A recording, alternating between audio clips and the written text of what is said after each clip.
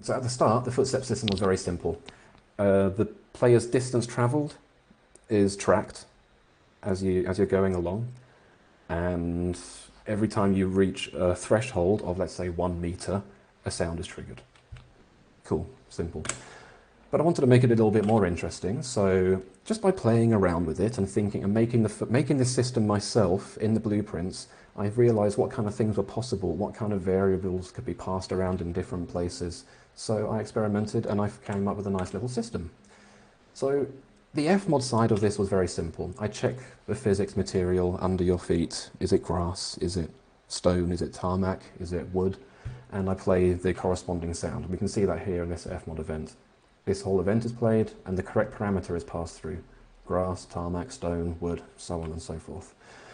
But I noticed that if you turn on the spot, no sound is made. And I thought, you know what, that would be nice to just turn with the mouse, not actually walking, and occasionally hear a footstep sound, because that's what happens in real life. You're not an owl or something you can just infinitely rotate. So I thought, you know what, that is my little upgrade that I'm going to add to this system. Blueprint time. All right, we're going to have a look at Unreal after a little drinky. Thirsty work, this. Okay, here we are. So here's the game. We are in Engine. All company secrets about to be spilled. The hell is this arrow? Looks like a YouTube thumbnail. So here we are. Here's the garden. And this is the blueprint for the player character. And all this brown stuff here is the footstep stuff. I'm not going to go into detail about how blueprints and work, but we can very briefly look at what I do. So in this first section here, we got the distance travelled parameter, and that gets incremented as long as you're moving. So we've got this location here. Can you see it okay? Please let me know if you can, if it's not like blurry or something, or if I'm moving around too fast. Hopefully you can see it clearly enough. I'll try not to move around too much. So we've got the player's last known location here, and then the player's current location after they've moved. We find the distance between the two, and this becomes distance travelled, and we add this to your overall distance travelled parameter. And in a second, this gets printed to the screen. Ooh, thank you everyone. This gets printed to the screen, so we can see that in a second.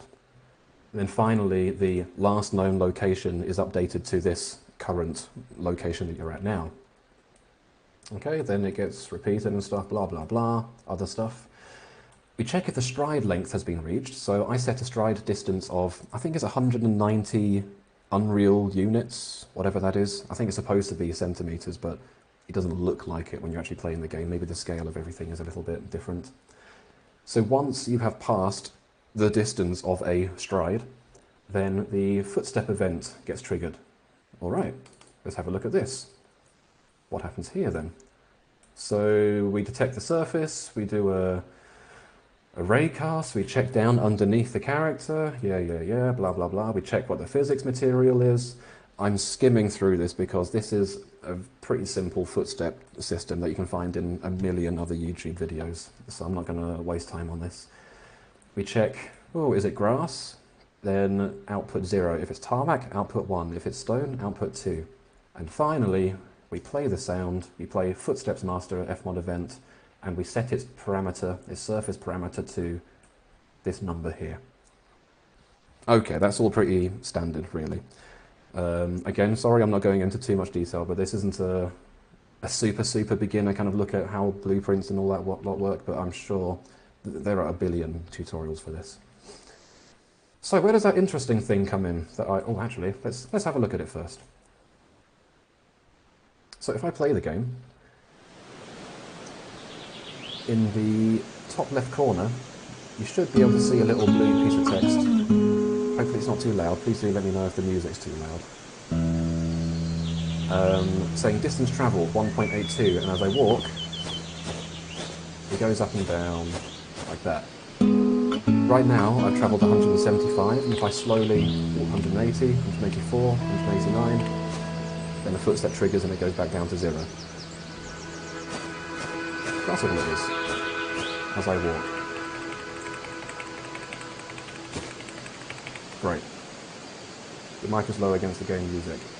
Tell you what, I'll pop to the mixer, turn on, oh, I'll do that in a second. I'll turn that down a little bit in here.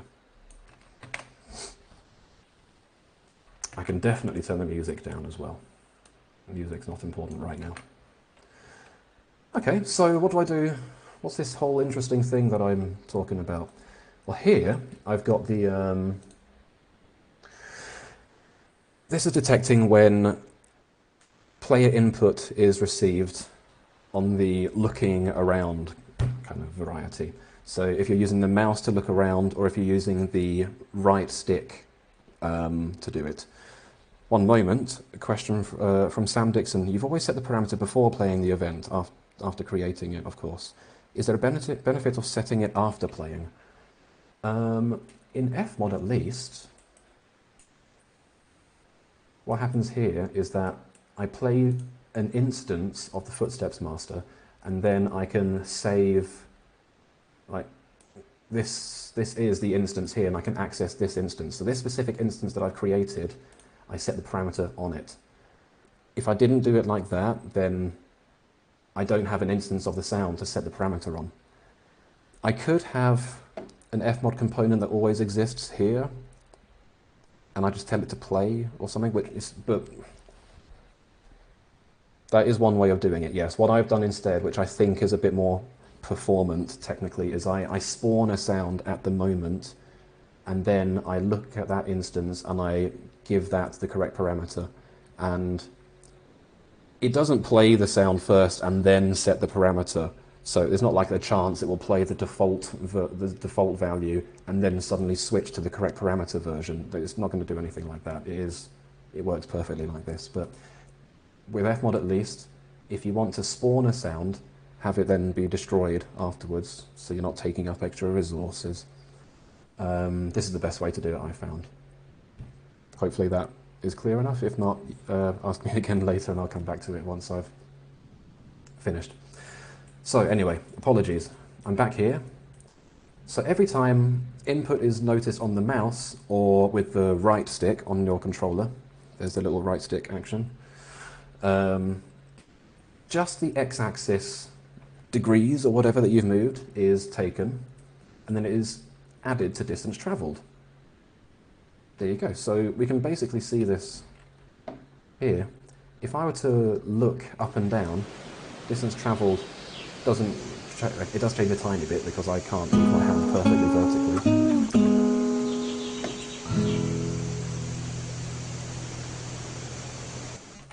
There we are, that should be better. But as I turn around, the value is changing. So essentially it, about every half turn that you do, it plays a sound. Yeah, maybe you'd expect it to be a little bit more often, but I found this was nice and comfy. I didn't see any reason to change it. And if I do it up and down, it's not really changing because I'm only listening for the the horizontal motion. I do multiply it by a modifier here because the number of degrees or whatever that you turn is very, very small. Without multiplying it by a modifier to make it bigger, you'd have to do like 4 full turns before a footstep triggers, which is a little bit daft, I thought. But yeah, this is a very simple way to add this. A nice little extra bit of detail, and my favourite thing that came from it is that you can act like an undecisive little dude by... Oh, whoops. There we are. If I turn down some of the other things, I'm going to turn up the SFX. Oh no. Turn down the environment. Turn up the SFX. Now, if you walk and turn around at the same time,